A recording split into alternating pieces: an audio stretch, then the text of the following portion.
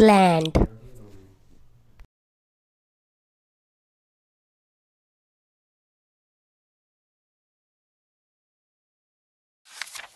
In a quaint little village, there lived a lovely little girl. She was merry and bright, and everybody in the village adored her. Her mother loved her very much, and she was her grandma's favourite too. Grandma made a fine riding hood in red for her darling granddaughter. The little girl wore it every day. Not surprisingly, everybody started calling her Little Red Riding Hood. One day, Red Riding Hood saw that her mother was baking. Mother, are those pies you're making today? Red Riding Hood asked eagerly. Yes, my dear. Grandma isn't feeling well, and I want you to take this basket with a pie and a pot of butter for her, said her mother. Oh, I'll go at once. Poor Grandma, said Red Riding Hood. So she set off immediately, wearing her bright red hood and carrying the basket carefully. My dear, your grandmother is ill. Go and see how she's doing. I will. Shall we make her favourite pie? Great idea. She'll like that.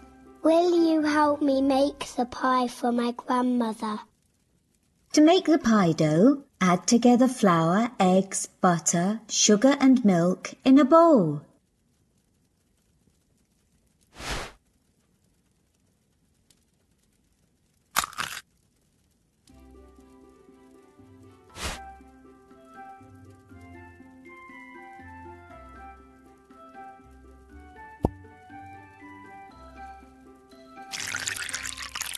Use a whisk to mix all the ingredients thoroughly.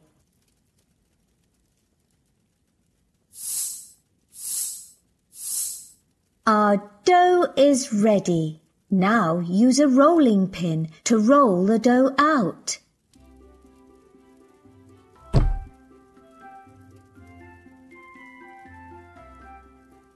Great! Now we need to put a filling into it. Grandmother loves pies with a raspberry jam filling.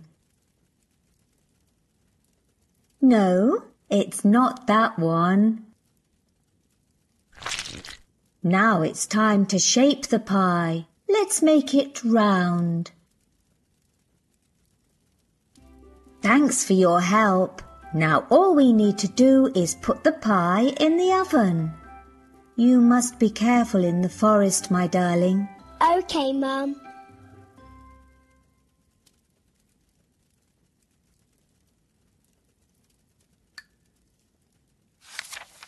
Red Riding Hood's grandma lived in the next village, and the easiest way to get there was to take a shortcut through the woods. But in the woods there lived a wicked wolf. He saw Red Riding Hood coming his way and licked his lips as he made up his mind to eat her. Thud, thud. The wolf heard the sound of a woodcutter chopping wood in the distance and was too scared to hurt Red Riding Hood just there. So the wolf waved to her merrily and said, "Hello, child. Where are you going on this lovely day?" Nobody had told Red Riding Hood that a wolf is a dangerous beast.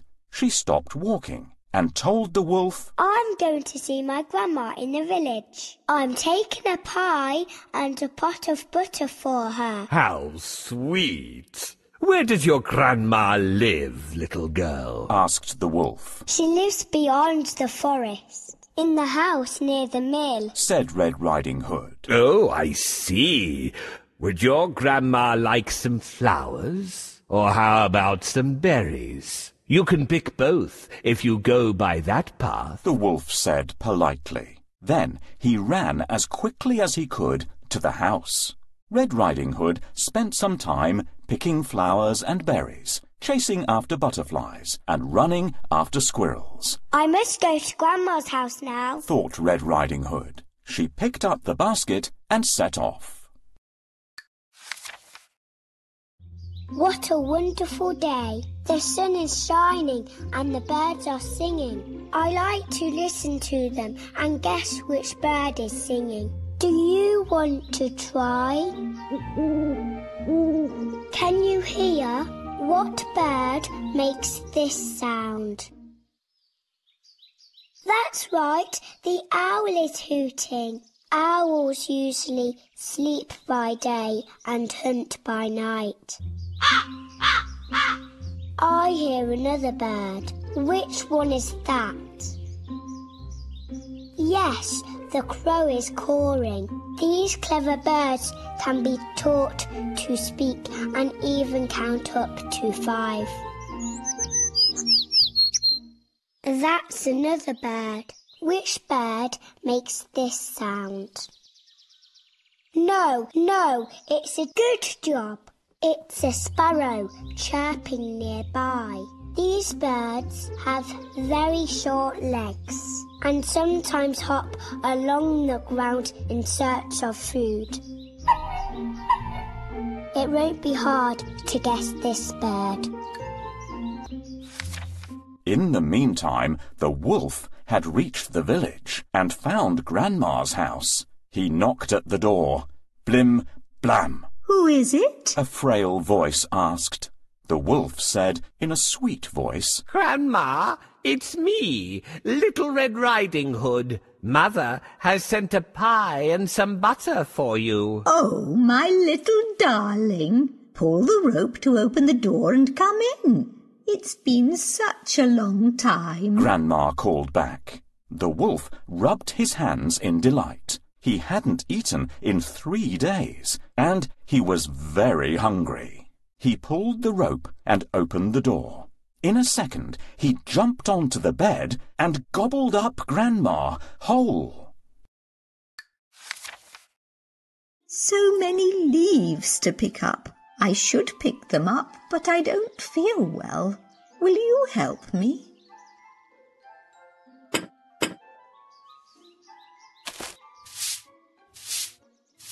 Great! It would be nice to fix the door. You need to find a door hinge and a handle.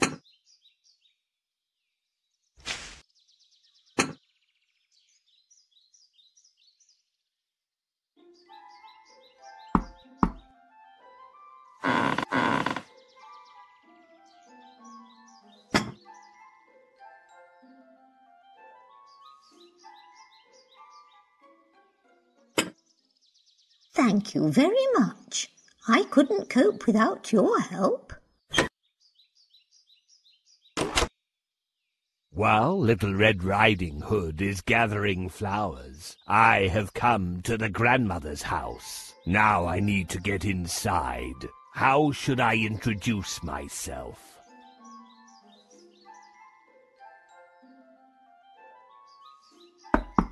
Who is there? It's me, the milkman. I'm delivering some fresh milk to you. Thank you, my dear, but I took some milk yesterday. Who is there? It's me, the baker. I brought you some fresh bread. Thank you, but I have enough bread. Who is there? It's me, the woodsman. I brought you some firewood. Oh, thank you. Put it behind the house, please. Nothing works. I'll pretend to be Little Red Riding Hood, and she will open the door. Who is there? Grandma, it's me, Little Red Riding Hood. I have brought you a pie and a pot of butter. Oh, my dear, it's so nice that you came to see me. Pull the string and the door will open.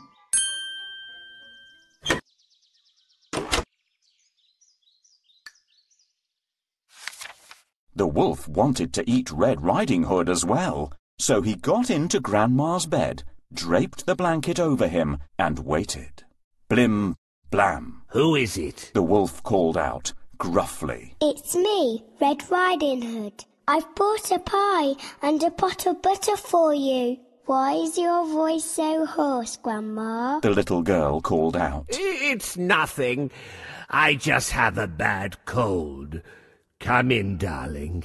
The door is open. The wolf replied. Red Riding Hood flung the door open. Come.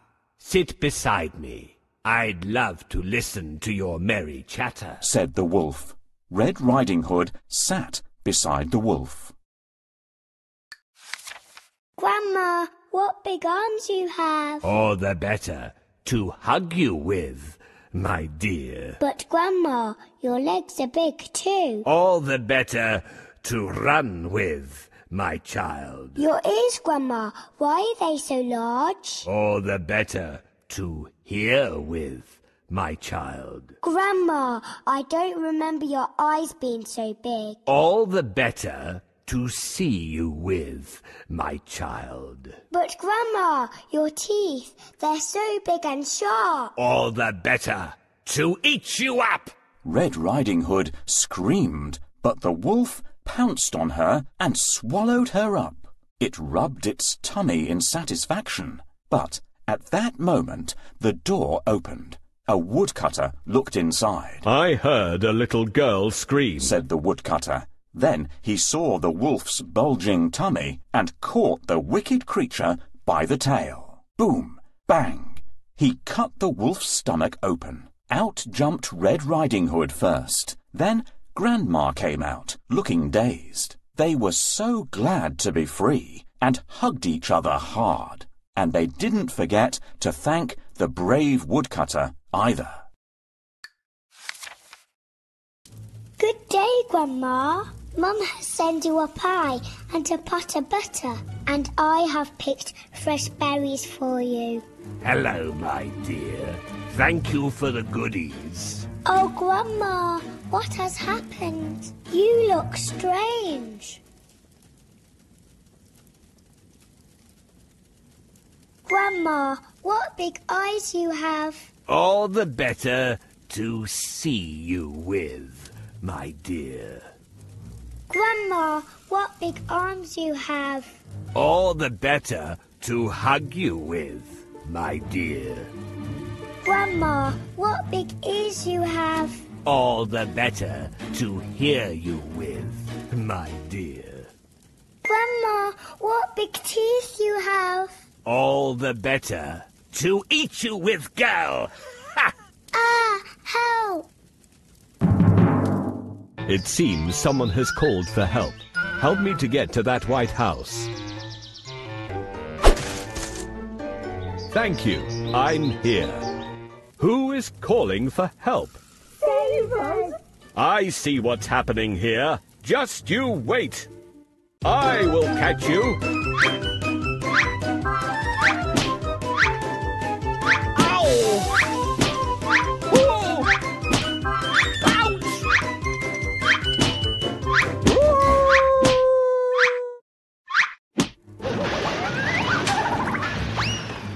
Oh, thank you, Woodsman. You saved us. He won't hurt you anymore. The wolf turned out to be evil and cruel. Now I know to be more careful and never talk to strangers.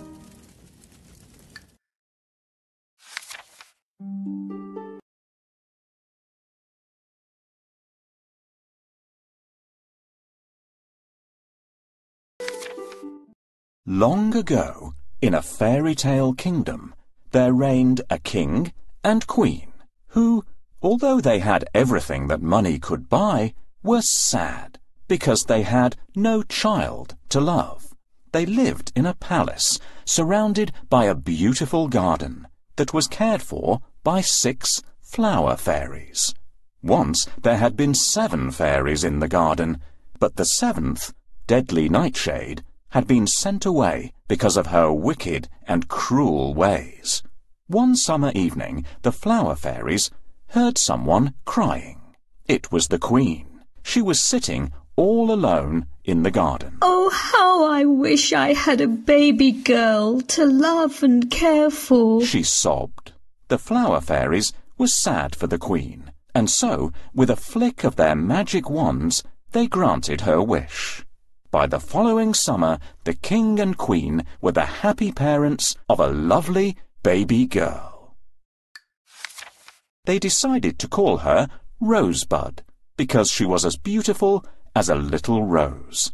The king and queen organised a party to celebrate, and invitations were sent to all the people and fairy folk in the kingdom. All, that is, except one. The day of the party arrived. There was laughter and music and singing and dancing. The guests presented their gifts, and baby Rosebud cooed her thanks and smiled sweetly. There were presents of all kinds, including a pretty doll and a musical box that played a soothing lullaby. Finally, it was the turn of the 6 flower fairies. They waved their magic wands and gave baby Rosebud the kinds of gifts that only good fairies can. My gift to you is happiness, said the sunflower fairy as she glimmered. Mine is gracefulness, said the lily fairy as she shimmered. My gift to you is loveliness, said the violet fairy very prettily. And mine is that of cleverness, said the pansy fairy cute and wittily. My gift to you is kindness, said the rose fairy, perfuming the air. She then kissed Princess Rosebud gently and softly caressed her hair. Then, suddenly, there was a thunderous noise, a flash of green light, and a piercing cackle. The guests all gasped and shrank in terror as they saw the wicked fairy, Deadly Nightshade. She glared at the frightened queen with her piercing eyes and screeched, My gift to you, dear Rosebud, is that of pain and death. On her 16th birthday she will die. She will take her final breath. The cause shall be a spinning wheel, whose spindle I shall poison. She will prick her finger and shall die, and this shall be the reason. You chose not to invite me, but I'm sure now you wished you had, because I can be very wicked, and so very, very bad. With that, she waved her wand, and with a cruel cackle of laughter, vanished with a flash. The poppy fairy had yet to give her gift, and appeared next to the baby's cradle. She waved her magic wand, and the silence was broken by her soothing voice. I cannot change this wicked spell, but I can rid you of your fears. She will not die, but fall asleep for 100 years. After which a handsome prince shall find her softly sleeping. He'll kiss her gently, and she'll awake to be in his love's keeping. There was a sigh of relief from all around. Even so, 100 years seemed a very long time to be asleep. The king ordered that all the spinning wheels in the land were to be burned immediately. He then thanked the guests for coming, and the party was over. Well, Your Majesty, I have come here without an invitation. Why didn't you invite me? I am the most important fairy in the kingdom. Oh dear, you must be the old fairy who lives in the tower. We're sorry, but we hadn't seen you for so long and have forgotten all about you. Did you indeed? Well, you won't forget this. On your daughter's 16th birthday, she will prick her finger on a spindle and die. Don't cry, my queen. Guards, find that old fairy and make her remove the curse. Your Majesty, I cannot undo the curse, but with a magic spell I can change it, so that your daughter will not die, but shall sleep for 100 years, until a handsome prince finds her and awakens her with a kiss. Burn all the spindles and spinning wheels. Anyone who dares to disobey this order will be executed. Oh, Your Majesty, this won't change a thing. The curse cannot be undone. Quickly, dear fairy, cast your spell. Oh dear, I have broken my magic medallion. I cannot cast the spell until it is mended. Please, can you help me?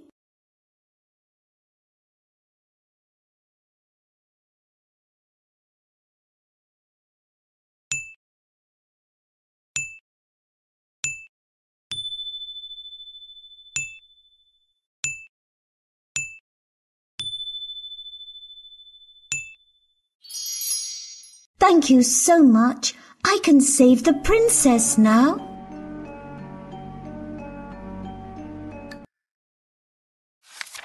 Princess Rosebud grew up to be kind and sweet-natured. She could dance and sing beautifully and was admired throughout the kingdom. On her 16th birthday, a great party was held. There was music, dancing, and games. Hunt the Thimble was a favourite game with everyone. Somewhere in the palace was hidden a silver sewing thimble, and the first to find it would receive a prize.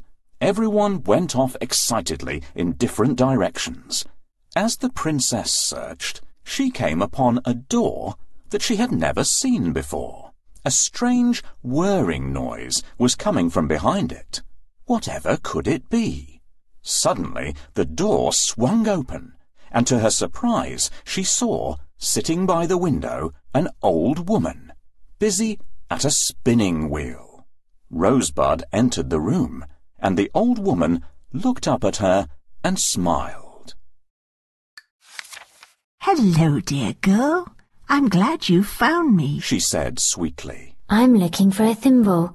But what are you doing here? Said Rosebud innocently. I've brought you a surprise for your birthday, my dear.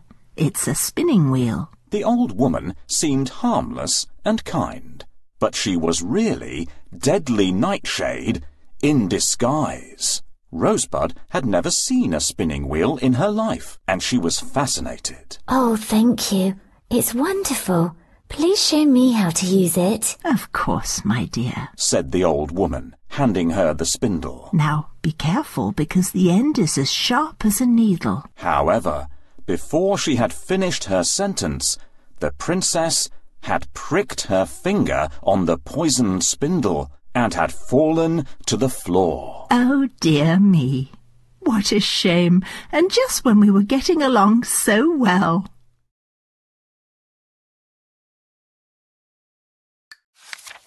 Exclaimed the old woman, pretending to be shocked. Then, with a cruel cackle of laughter, she transformed back into the wicked fairy Deadly Nightshade and flew out through the window. Good day, dear lady. I thought no one lived in this part of the castle. What are you doing? I'm spinning, dear child. Look, isn't it beautiful? Yes, I love it. I've never seen anything like this before. Please may I try? Of course, dear child. Let me teach you how. First, find me my spectacles. It's getting dark outside. I can't see anything without my spectacles. Can you help to find the old lady's spectacles? Here they are. Thank you. Now I can see much better. It has grown dark outside.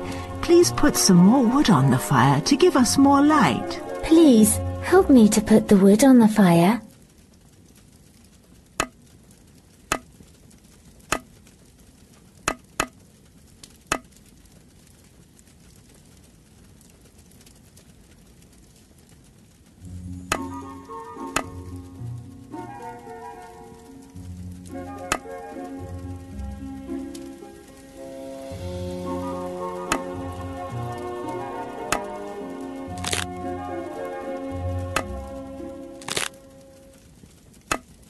Now it's nice and bright in here. Now we can start spinning. Pass me some wool, my dear. Here it is. Can we start now? Now sit down, my dear, and take the spindle. Now move your foot up and down on the pedal. You mean like this? Ow! Oh, heavens! What happened? Please, someone help me.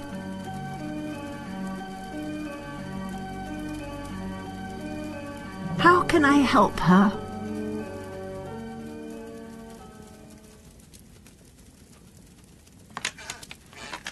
She just fell to the ground.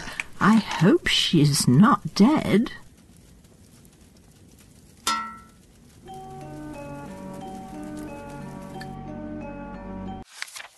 The Poppy Fairy knew instantly that something had happened, and went quickly to Rosebud's side.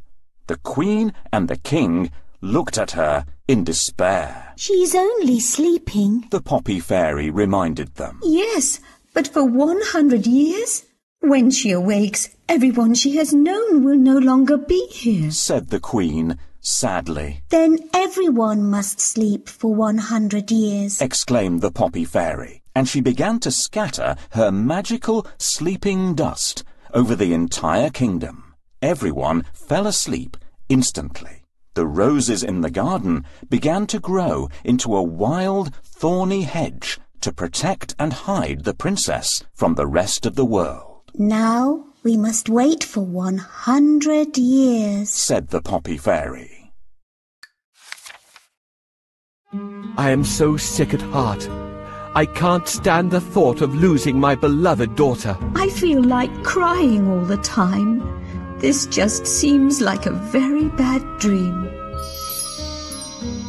The old fairy's curse came true, but the princess is still alive. And what happens when the princess awakes alone in the empty castle? I could put all of you to sleep, including the courtiers and the servants, and then when the princess wakes up, you will all be around to tell her what's happened. That's a great idea, dear fairy. Thank you. I shall need your help. Please help me to put everyone to sleep.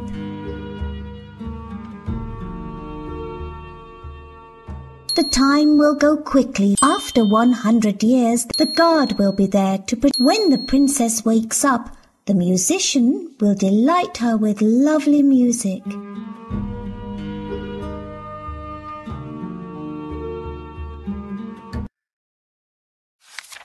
"100 years later, the story of the Lost Kingdom and the beautiful sleeping princess had spread far and wide. It is only a story, one king told his adventurous son. But if it's true, I shall find this sleeping beauty and make her my wife, replied the prince. He was a determined young man who was brave and kind. Then you must follow your heart, said his father.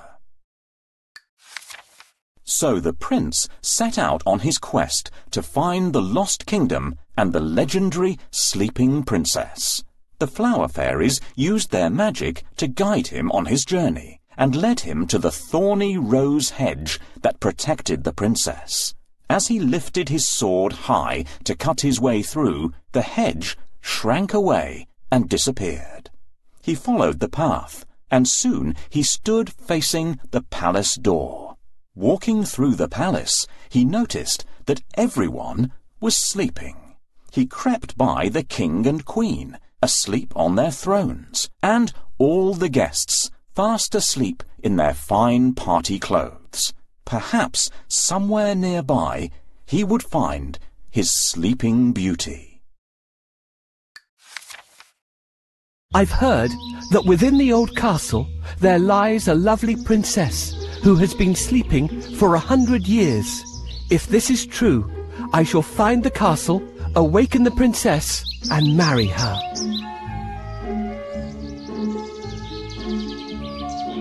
I must force my way through the thick overgrown forest to reach the castle. It's difficult to clear a way through. I am going to need some help. This forest is full of wild animals. We had better stay away from them. This sword is a great help.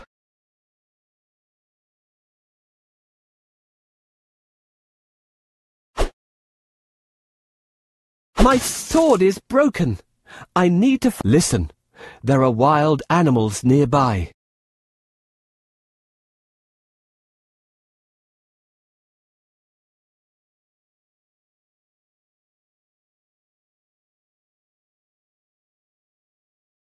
I can cut my way through easily.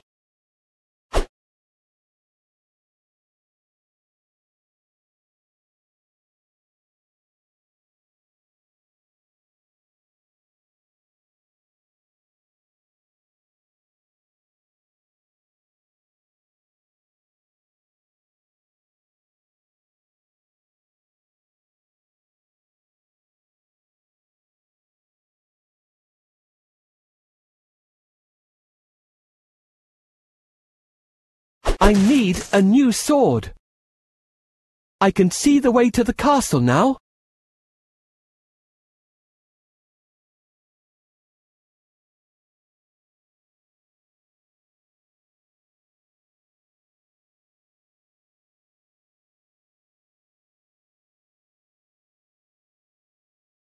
This sword is a great help.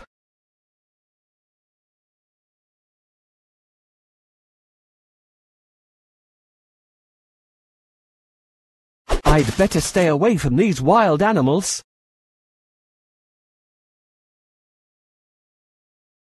Now I can go to the castle and see the lovely princess.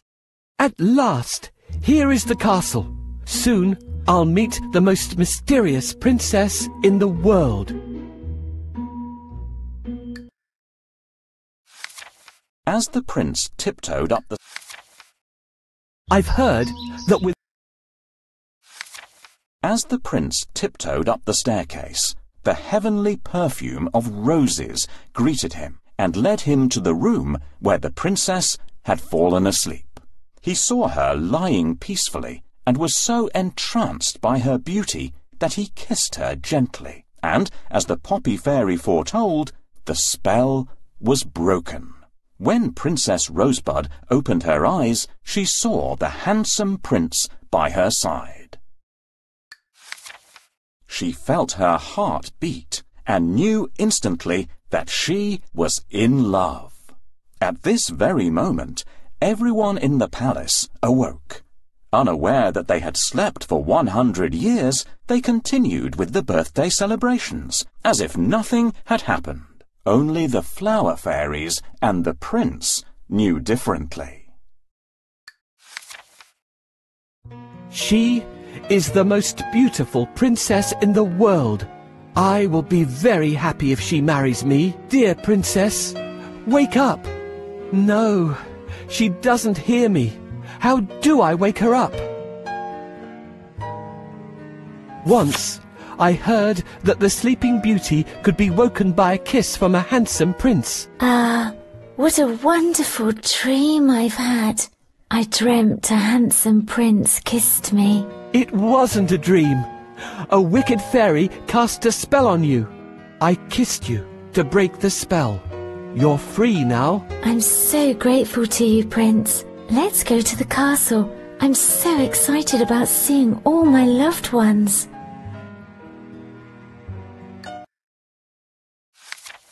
The king and queen smiled with happiness when they saw the prince and the princess together and so very much in love. A splendid wedding was planned, and all the people and fairy folk were invited to celebrate. All that is, except one. And she was left safely sleeping. The Prince and Princess Rosebud, of course, lived happily ever after. Here's our Sleeping Beauty. It's good that the prince has finally found you and broken the spell. I'm so happy for you. But what about everyone else? Does the prince have to kiss them all? Of course not. We can all help to wake them. Please, help us. Wake up the rest of the castle so that my darling princess... My dear child, you've woken up. Prince Charming has found you at last. It's a pleasure to protect and serve the princess. I'm so happy to see everyone again.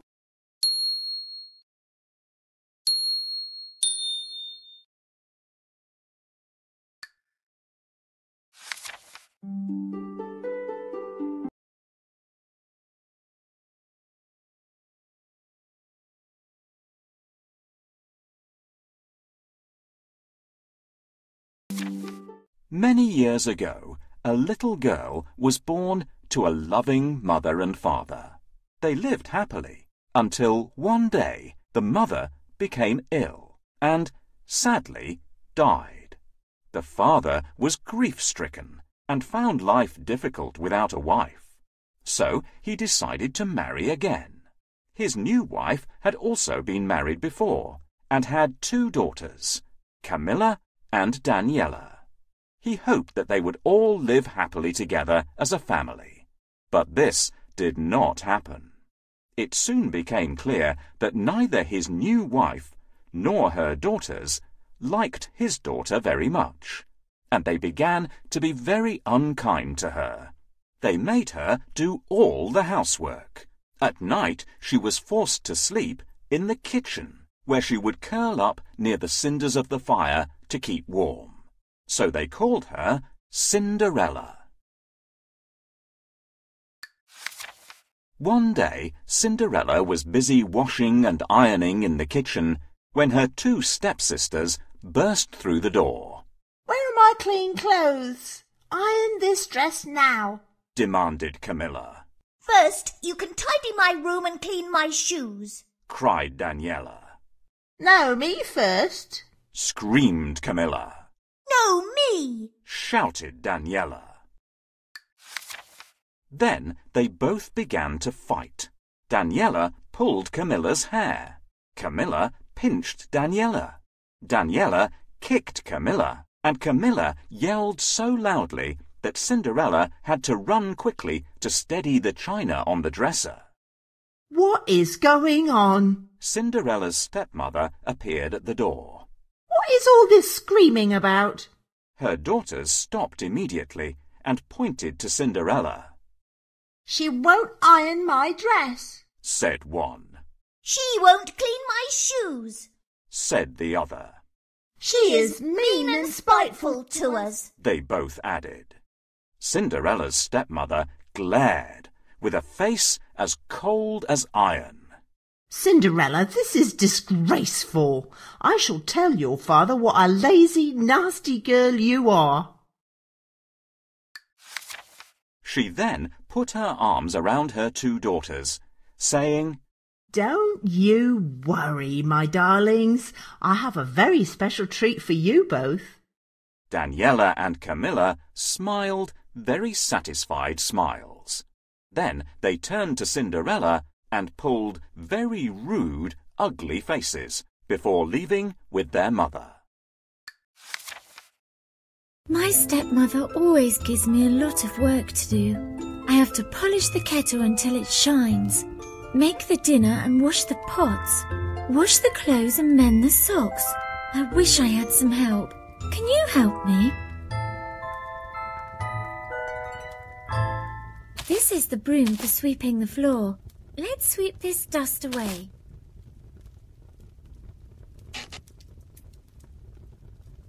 This pot is used for cooking. Plates need cleaning after every meal. Will you help me to wash them?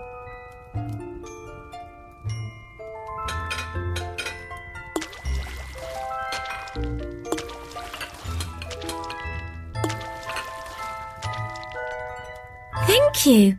That's nearly all done. This is the broom for sweeping the floor. Let's sweep this dust away.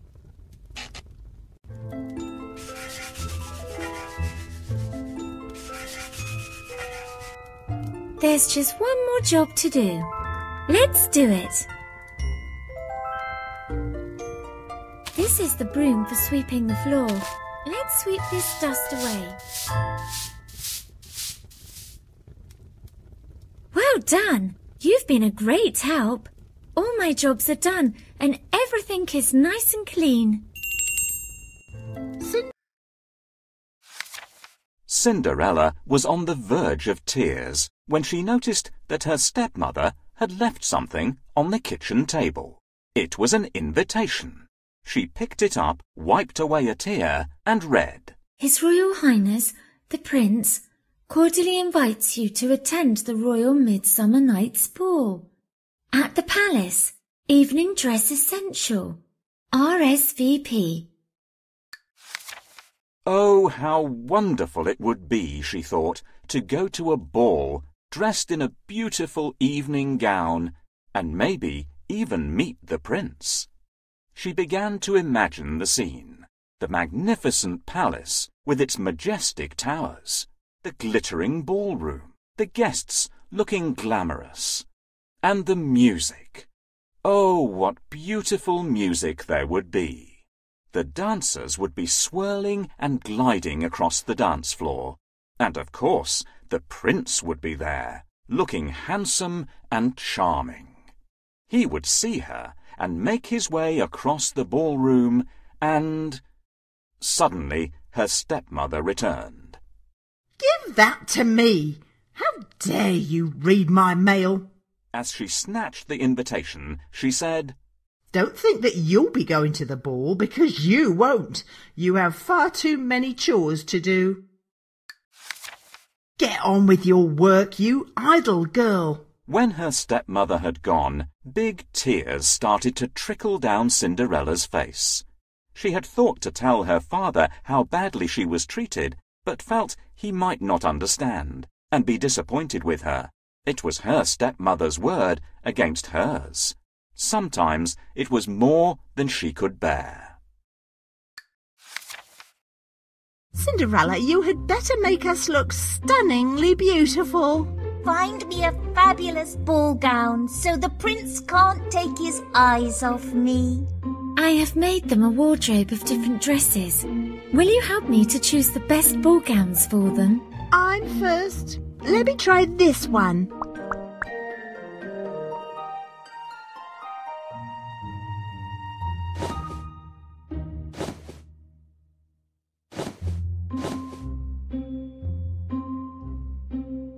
I don't like this. I shall dance with the prince. He won't be able to resist me because I'm so beautiful. I want this one. I like red.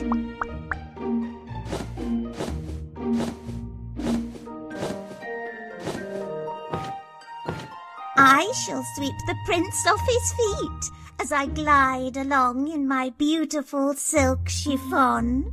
Thanks, everyone. Success! I think we found them the perfect dresses for the ball. My sisters are always difficult to please. I bet you'd like to go to the ball, Cinderella. My stepmother won't let me go to the ball. I have to stay here and work. But you can't go to the ball because you're ugly.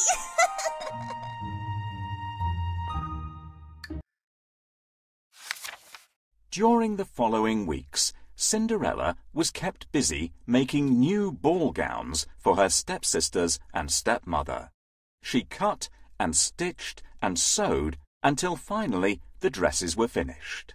When the day of the royal ball arrived, there was great excitement. Cinderella was ordered to help Camilla and Daniela get ready. They bustled into the dressing room and began their demands. Polish my fingernails, Cinderella. Cinderella, brush my hair. Tie my bow. Straighten my dress. Find my petticoat. Fasten my buttons. Fetch my shoes. Do it now. Poor Cinderella rushed here and there, trying to do everything she could for her stepsisters. She dressed them beautifully in their new ball gowns. Camilla's gown was made from the finest gold and blue silk, and Daniela's from red and gold satin. They both put on their richest jewels, their rings and necklaces of pearls and diamonds. They paraded around the room like peacocks, glancing at their reflections in the mirror, each thinking themselves more beautiful than the other.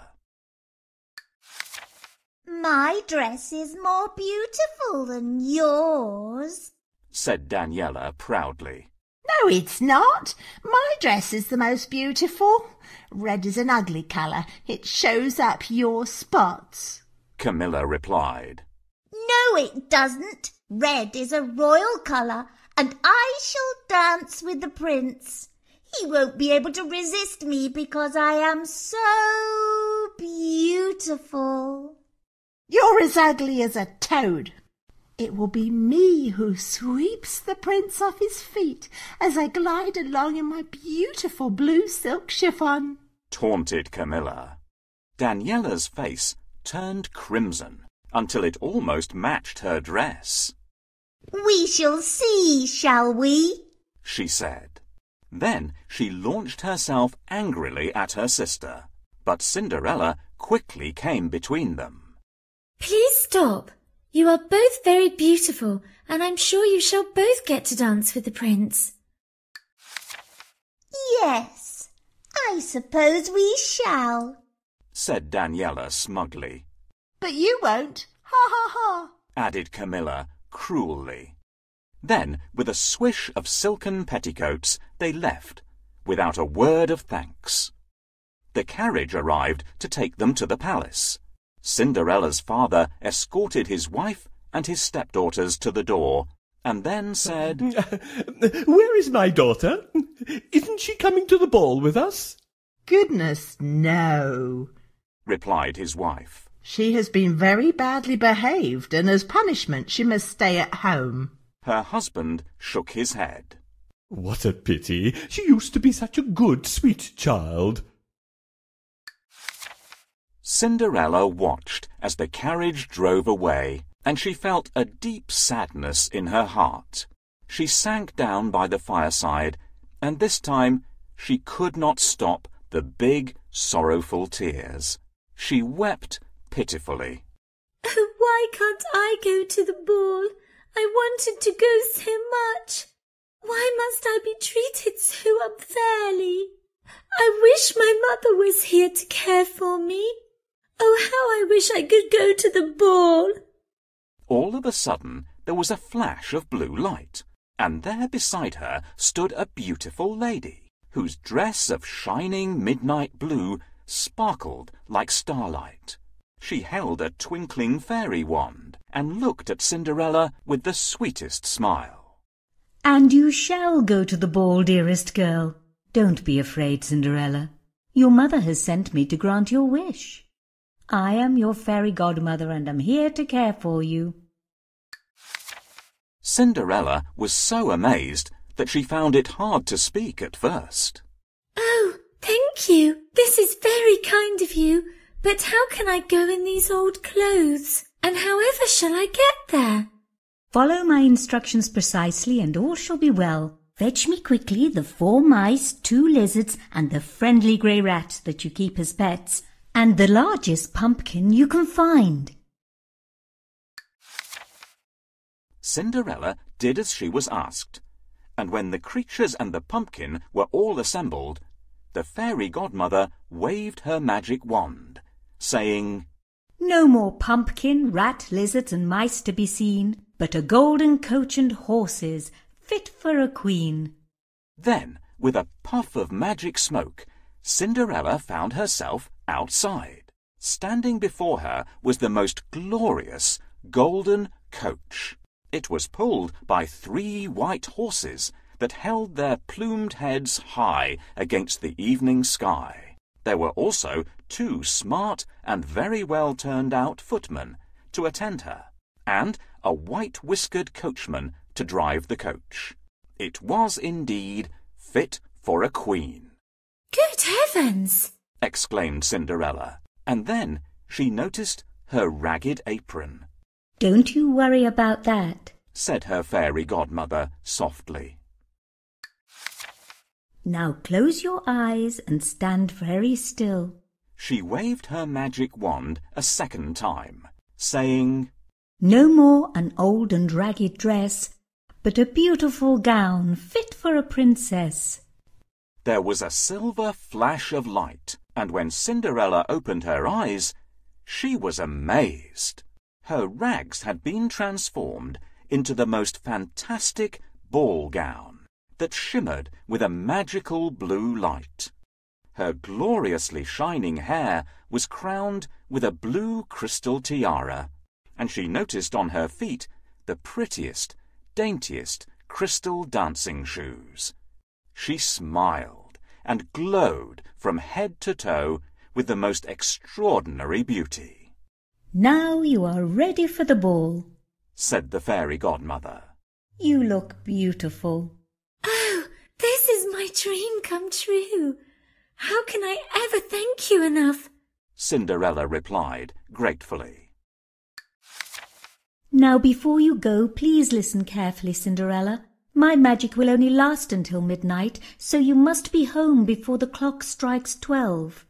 Here's your invitation. Off you go now and enjoy yourself. but remember what I have said. Cinderella smiled and nodded. The coachman opened the coach door, and she was taken swiftly to the palace. You shall go to the ball, Cinderella. How can I go in these old clothes? And however shall I get there? Follow my instructions precisely and all shall be well. Fetch me quickly the 4 mice, 2 lizards, and the friendly grey rat that you keep as pets, and the largest pumpkin you can find. I wonder why the fairy needs the pumpkin and lizards. Let's find them.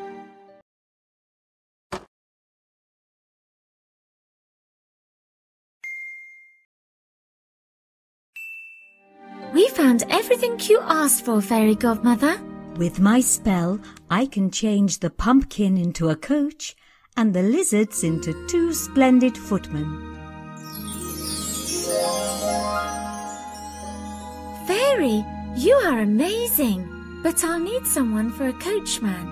With my spell, I'll change the mice into horses and the rat will become a white-whiskered coachman. Please help me find the mice in the cellar. Can you see them?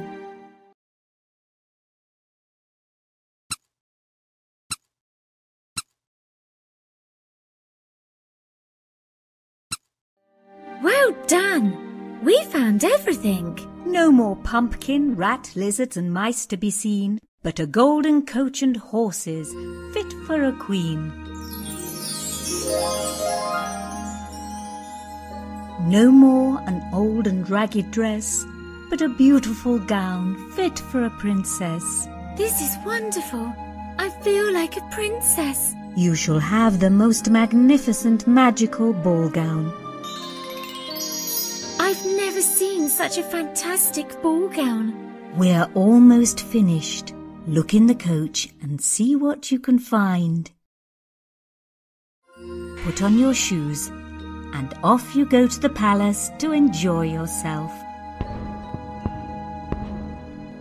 My magic will only last until midnight, so you must be home before the clock strikes 12. Oh, this is my dream come true.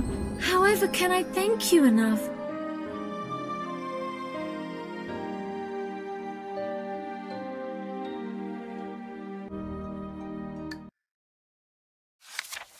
As she approached the palace, Cinderella could hear the orchestra playing a lilting and melodious waltz.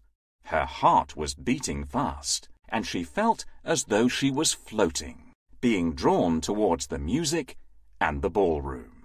She waited at the top of the stairs to be announced, and a hushed silence fell amongst the guests.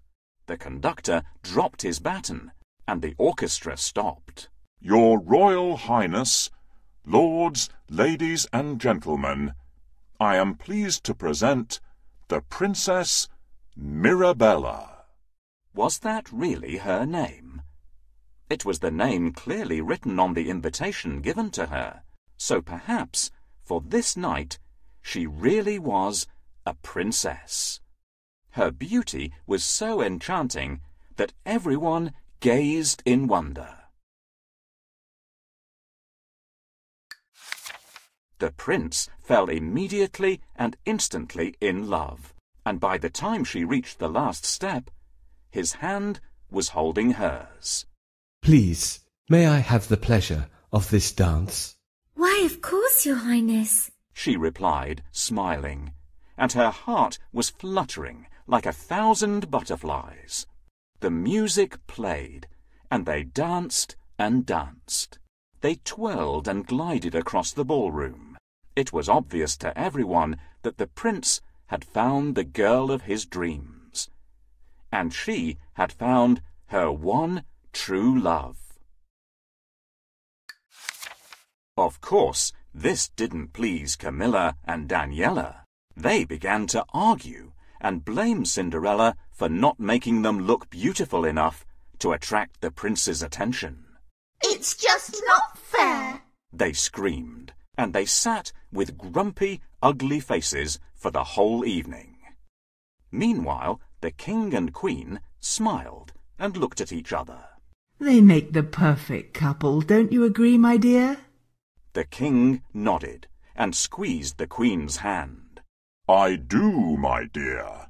I do. Cinderella had not noticed the time passing until the clock began to chime. It was the first stroke of midnight. She suddenly realized that her ball gown would turn to rags and the golden coach would turn back into a pumpkin. At this thought, she fled in haste back up the ballroom staircase, losing one of her crystal dancing shoes as she did so. She had no time to pick it up, and to her horror, as the clock struck the last chime of midnight, she saw her golden coach disappear. Once again she stood in her old clothes and ragged apron. Her enchanted evening was over. Back at the palace, her hasty exit had left everyone in some confusion. The prince was dazed and unable to understand why his princess had left so suddenly. He picked up her shoe as he followed her swiftly up the stairs. He searched the palace and the palace gardens for her, but she was nowhere to be found. Finally, he returned to the ballroom with a heavy heart, and holding the dainty crystal dancing shoe gently in his hands, he announced, I shall search the kingdom far and wide, and whosoever this shoe fits shall be my bride. The guests began to leave. The evening was over. Oh no, it's midnight already. I must run away quickly before my dress turns back into my old ragged clothes.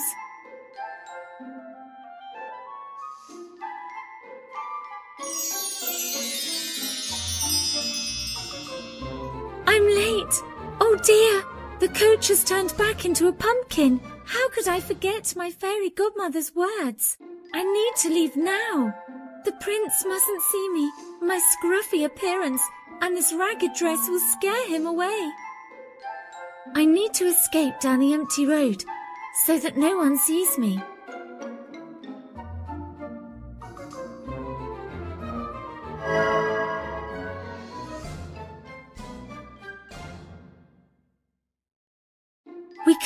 I can't go that way. There's a guard on duty. I'm sure he'll notice me. A golden key can open any door. Where is it?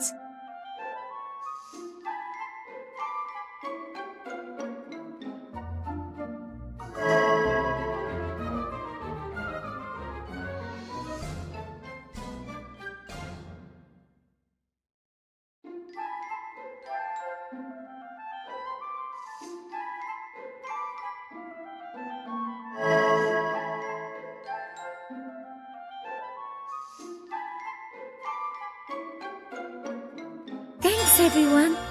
Where has she gone? Why did she run away? She is the girl of my dreams. I must find her.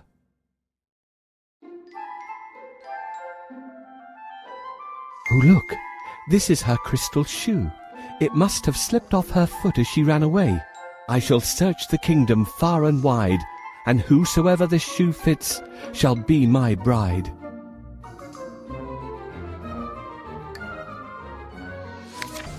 The following day, the whole kingdom woke to rumours of the crystal shoe, and of how the beautiful and mysterious princess had stolen the prince's heart. They learned how she suddenly left him as the clock struck midnight, and how a royal search party for the girl whose foot would fit the crystal shoe had been organised. It was ordered that all the young ladies in the kingdom were to try on the shoe. Whosoever the shoe fitted, the prince would take as his bride. There were squeals of delight from the stepsisters when they heard that the prince's messenger was on his way. My foot is going to fit. I just know it, squeaked Camilla, gazing at her painted toenails. I'll be surprised, hooted Daniela. You have feet like Gibber's. Mine are half the size of yours, so I'm 100 times more likely to be the prince's bride. Their mother came in just in time to stop the quarrel. Now, girls, I want you to look your best. Cinderella, help your sisters, and then go and stay in the kitchen. They won't want to see you. You weren't at the ball. The royal messenger arrived, and Camilla was first to try on the shoe. She heaved and pushed her foot in as far as she could, but it was clearly never going to fit. Daniela smirked and muttered, "Hippophete," under her breath. It was her turn next. She pushed and tried as hard as she could to squeeze her foot into the shoe.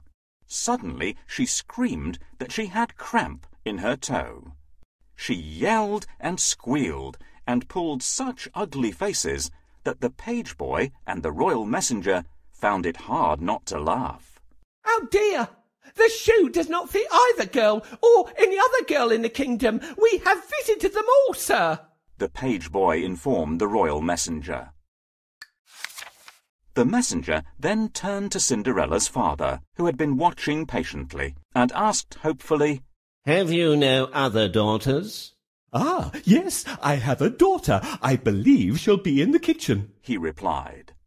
But she didn't go to the ball, interrupted his wife.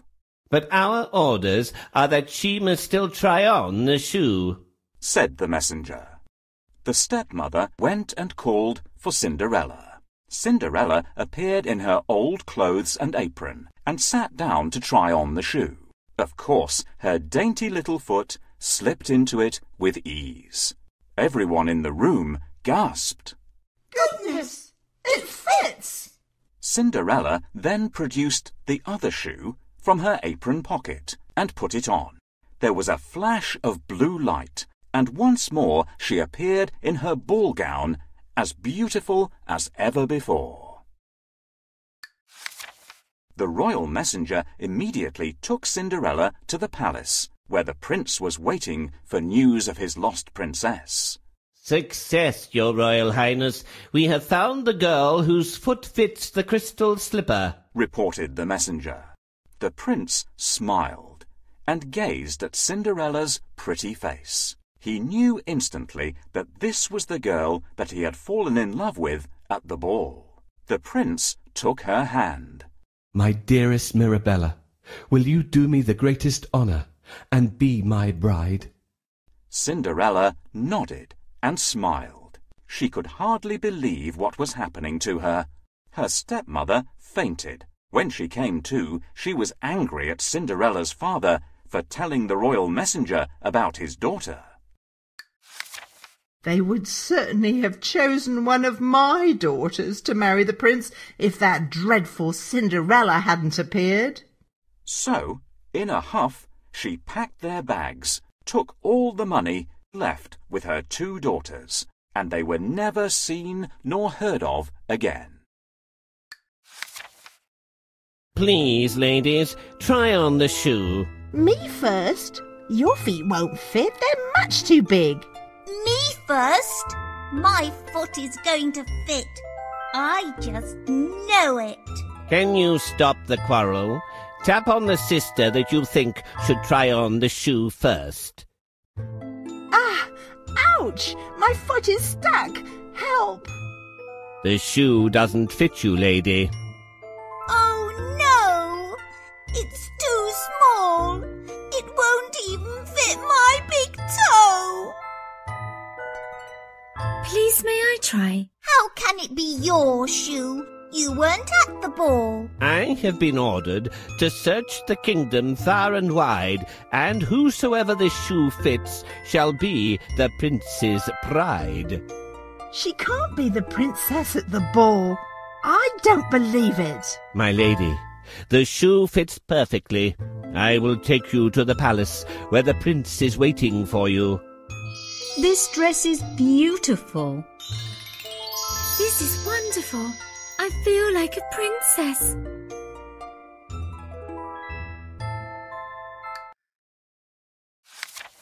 The royal wedding was announced. When the day came, bells rang, clocks chimed, and a public holiday was given. Everybody celebrated with feasting, music, and dancing in the streets. It was a glorious day. Cinderella's father walked her proudly down the aisle. The king and queen gave them their blessing, and with a wave of her magic wand, so too did Cinderella's fairy godmother. The prince had found the girl of his dreams, and Cinderella, or should I say Mirabella, had found her one true love. Needless to say, they all lived happily ever after.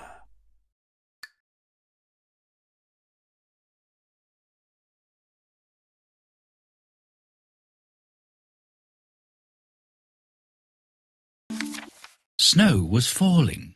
It covered the palace and drifted onto the ebony windowsill where the Queen sat at the open window, busy at her embroidery.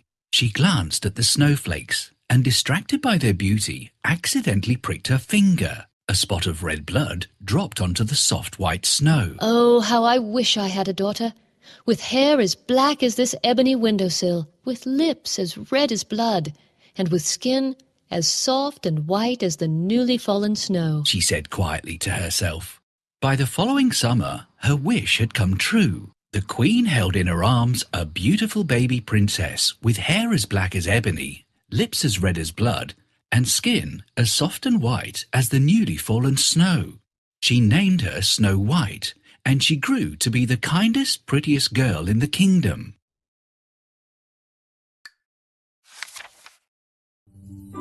We have a very beautiful daughter. Her hair is black as the ebony window. Her lips are red as blood, and her skin is as soft and white as the snow. She will be pretty when she grows up. Well, there's plenty of time for her to grow up. We need to give our baby a name first. There are a couple of names I can think of, but if we put our heads together, we could come up with a beautiful name for our daughter. Snow White. Snow White. I love it. Finally, we have found an amazing name for our princess. Nice. I have to go now. I have a lot of work to do. All right. I need to sew a dress for my baby. She will always wear the prettiest outfits. Can you please play with Snow White until I'm done?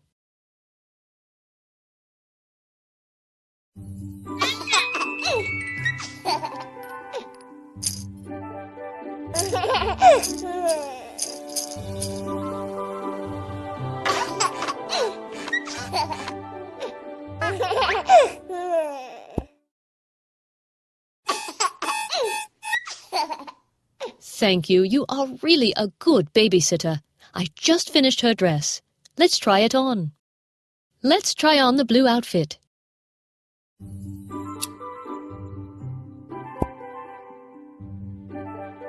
It's beautiful, but we need a blue outfit.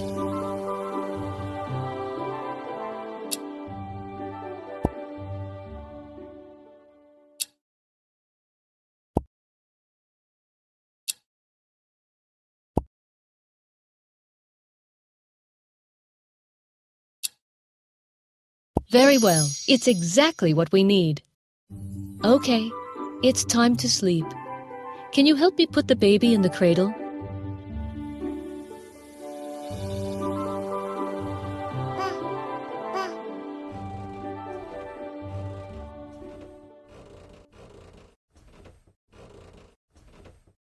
Good night, my little princess.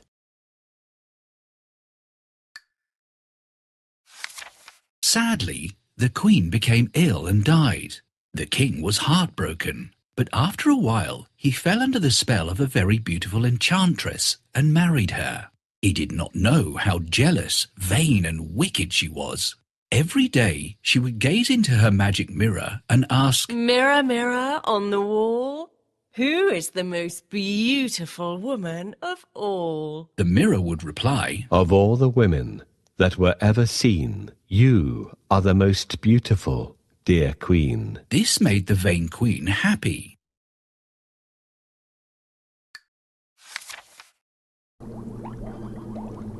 Mirror, mirror on the wall, who is the fairest in the world? Of all the women in the woo. What happened? The mirror is broken. We need to connect the crystals to make the mirror come back to life.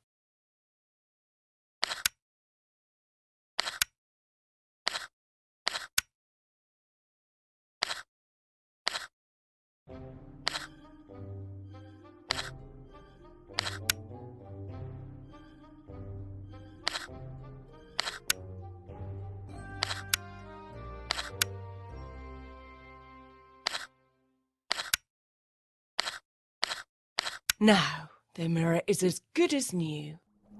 Mirror, mirror on the wall, who is the most beautiful woman of all? I've been mended, but all my reflections got mixed up. Can you find Snow White among them? This is Sleeping Beauty, who's waiting for a prince. We don't need her.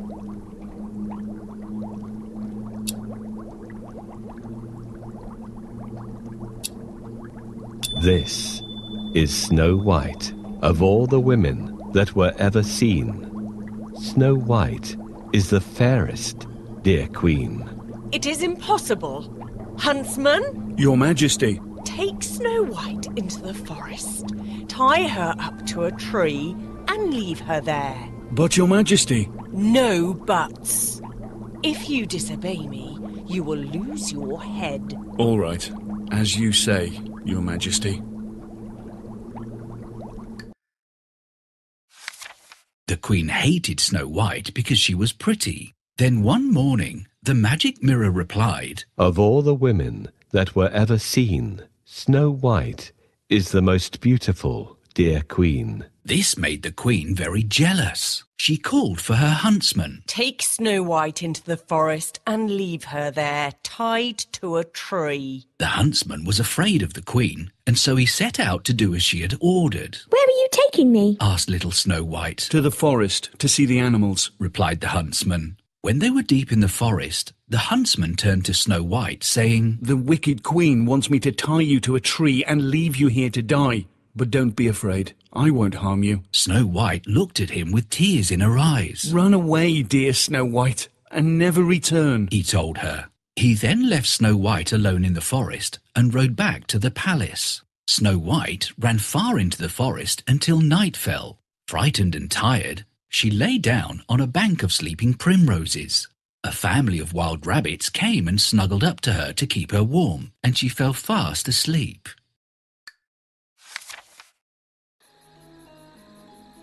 I'm so sorry, Snow White. I'll be leaving you here. Don't return to the palace, or the Queen will punish both of us. Goodbye, and thank you for sparing me. Now I'm alone in this deep and dark forest. How do I get out of here? I will help you get out of this thicket.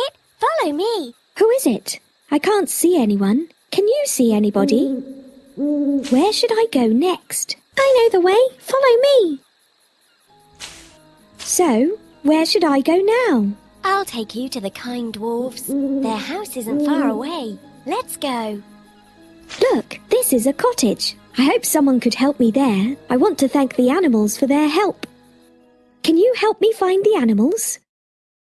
Thank you so much, Squirrel. Thank you very much, Rabbit. You are welcome, Snow White. Thank you very much, dear. My pleasure, Snow White. And thank you, kids, for helping me. In the light of the morning, she saw a little cottage nestling amongst the trees. Smoke was puffing from the chimney, and a narrow path led to a tiny oak door. I wonder who lives here, she thought. She knocked lightly. Knock, knock. No one answered, but the tiny oak door swung open. Snow White entered. Hello? Is anybody home? She called. The room was empty and silent, except for the crackling of a little fire. She looked around and saw how small everything was. There were 7 little chairs around a small oak table, laid with 7 small mugs, 7 tiny plates, and 7 small loaves of bread. How sweet, she said to herself. This must be the home of 7 little people. She noticed that the room was untidy. The floor was in need of a sweep, and the fire was almost out. Maybe they won't mind me staying for a while if I do some cleaning for them, she decided. Then she set about tidying the hearth and putting more wood on the fire.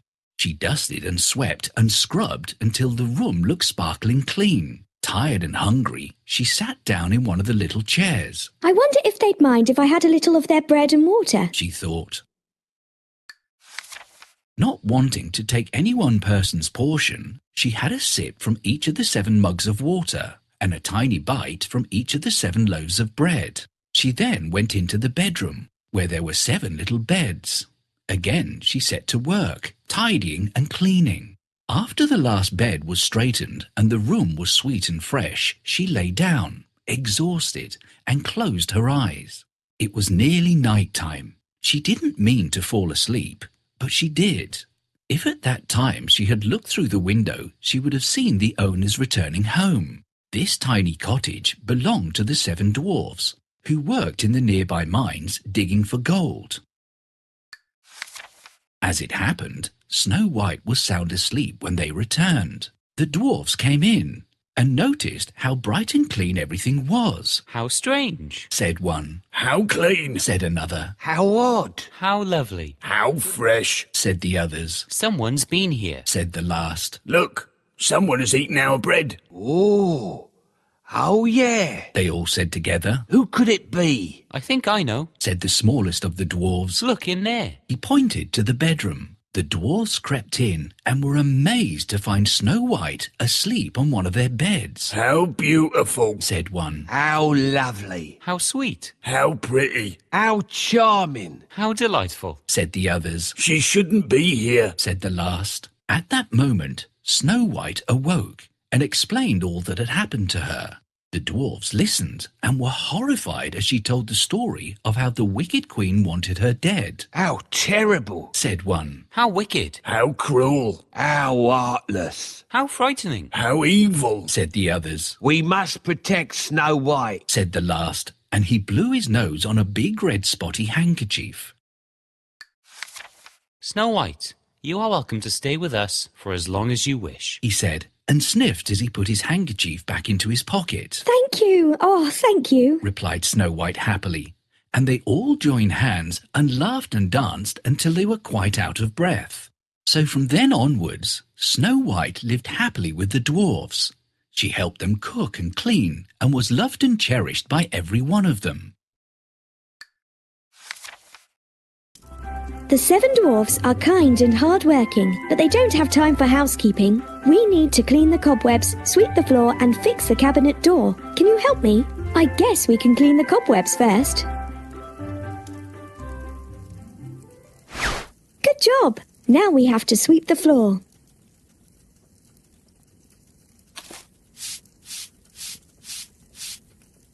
Good for you! The floor is shiny as new. Let's fix the cabinet door.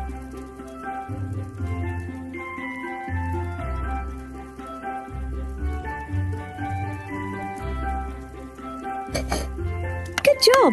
We need to set the table before the dwarves return. Help me set the cutlery.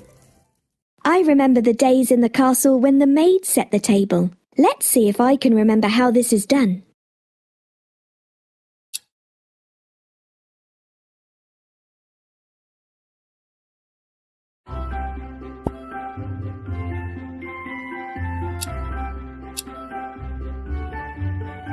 The spoon is usually... The knife should be kept close to the right side of the plate.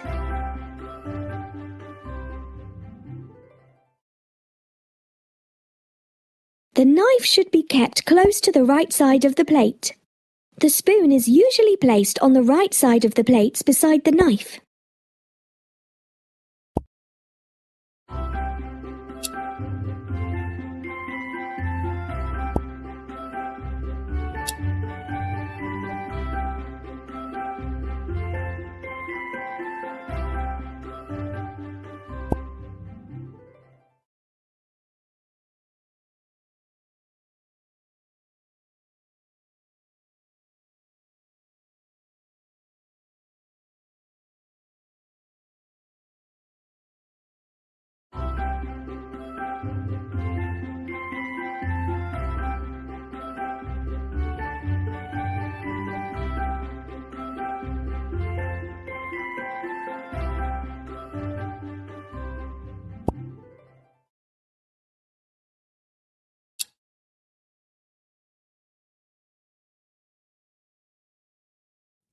Now the cottage is warm and clean and dinner will be ready soon. I couldn't have done all this by myself. Thank you.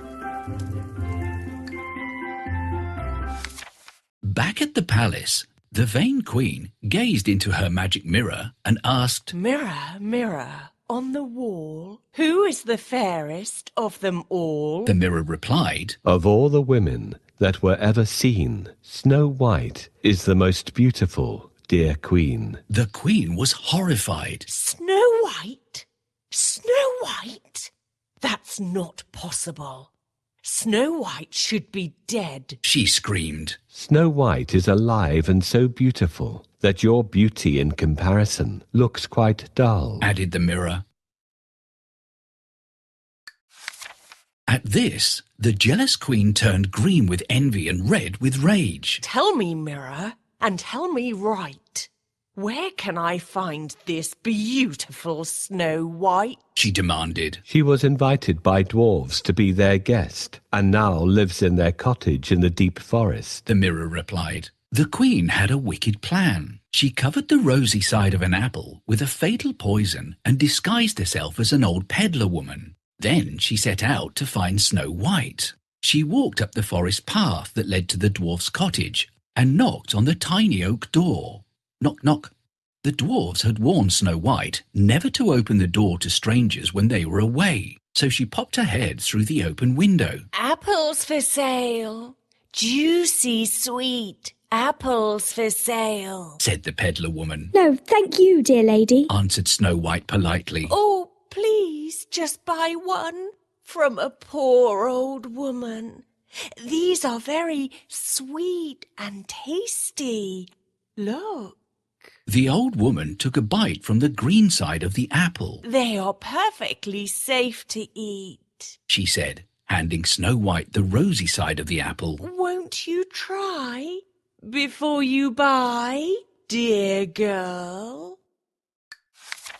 Snow White looked at the rosy apple and was tempted. She smiled and took a bite. Suddenly, the colour faded from her rosy cheeks and lips, and she fell to the floor as if dead. The wicked queen gave an evil scream of delight and returned in haste to the palace. Standing before her mirror, she asked, Mirror, mirror, on the wall, who is the fairest of them all? The mirror replied, Of all the women that were ever seen, you are the most beautiful, dear queen. The wicked queen was happy. Oh, who is this beautiful girl? This is Snow White, Your Majesty. The jealous queen, her stepmother, poisoned her. She has slipped into a deep sleep. Let me try to wake her up. I would be grateful, but first you need to open the 3 locks in the coffin. I'm too old and do not remember how to do it. Help me open the locks to wake up Snow White.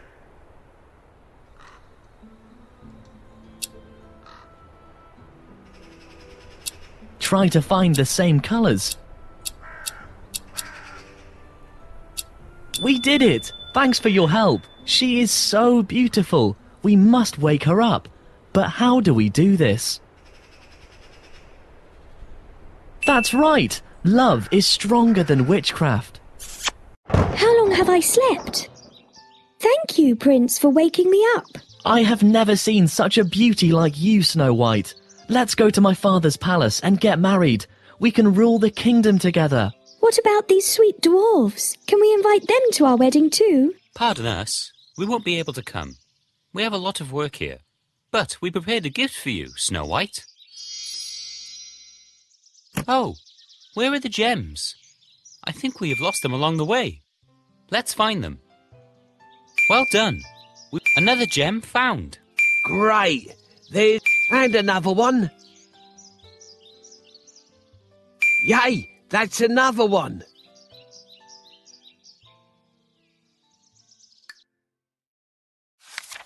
That evening, the dwarfs returned home to find Snow White lying dead on the floor. Oh no, said one. How tragic. How sad. How heartbreaking. How terrible. How wicked, said the others. Whatever shall we do now? said the last, and they all wept. The dwarfs loved Snow White and laid her in a glass coffin on a hill overlooking the forest. Her beauty is there, for all to see, said the smallest dwarf. Each day, the dwarfs took turns to watch over her. Then, one day, the prince from a nearby kingdom came riding by. He saw Snow White lying peacefully in the glass coffin and fell in love with her. I have never seen such sweet beauty, he said. The smallest dwarf told him how Princess Snow White had been driven from her kingdom and poisoned by the jealous queen. The prince was saddened, and lifting the glass lid of the coffin, he spoke to Snow White, saying, I shall seek out this wicked queen and bring justice to your kingdom, dear princess. Then he kissed her gently on the lips. At that moment, Snow White began to breathe, and the colour came back to her pale cheeks and lips. She opened her eyes, and when she saw the prince, she knew that she loved him. A royal wedding was planned, and everyone in the land rejoiced, except the jealous queen, of course. She turned green with envy and red with rage, and then simply exploded into a pile of dust. So it happened that the prince and Princess Snow White were married and lived happily ever after.